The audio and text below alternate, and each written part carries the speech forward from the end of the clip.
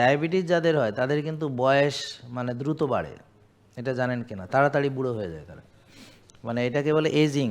হ্যাঁ, তো যাদের চিনি তাড়াতাড়ি মানুষকে এজিং করে, দ্রুত তাকে বুড়া করে ফেলে।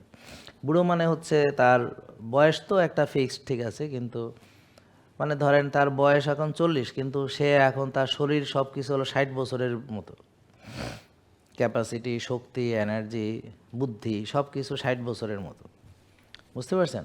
এরকম আর কি। তাহলে বয়স বাড়ে, সে যে বয়স তার চেয়ে তাকে বয়স্ক দেখা যায়, তার পারফরমেন্স বয়স্কদের মতো, বুড়াদের মতো পারফরমেন্স।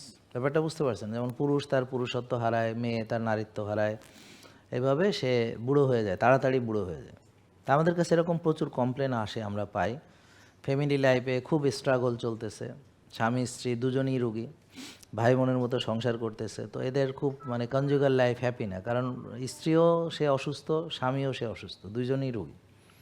কারণ দুজনে একই রকম খাওয়া দাওয়া করে, একই রকম চলাফেরা করে, একইভাবে রাত জাগে, একইভাবে নিজের যত্ন নেয় না, অনিয়ম চলাফেরা করে এবং ব্যায়ামও করে না, কায়িক শ্রমও করে না।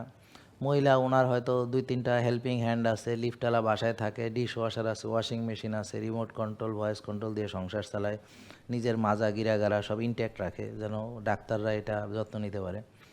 আর পুরুষরা তারা তো ধরেন আসে, ঠ্যাংয়ের পর ঠ্যাং তুলে আসে রাত 11টায়, খাইয়া শুইতে শুইতে রাত 12টা-1টা বাজে, তারপরে সে খাই অমনি শোয়, সকালে উঠে বুক জ্বালা, তারপরে গ্যাসের ওষুধ খায়, ব্যথার ওষুধ খায়, কয়দিন পরে ব্যায়াম তো কেউ করেই না, বুঝতে পারছেন?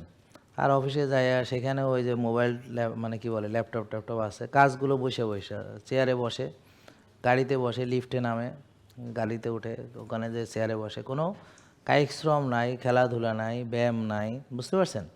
টেনশন আছে, আর খাওয়া আছে, আর রাত জাগা আছে, অলস্যতা, বিলাসিতা, এইটাই তো নাকি আমাদের, নাকি আরও ভিন্ন কিছু আছে?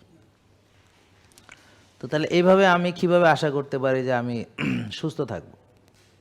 জেকে লাইফস্টাইল লিমিটেড, ওষুধ মুক্ত সুস্থ জীবন।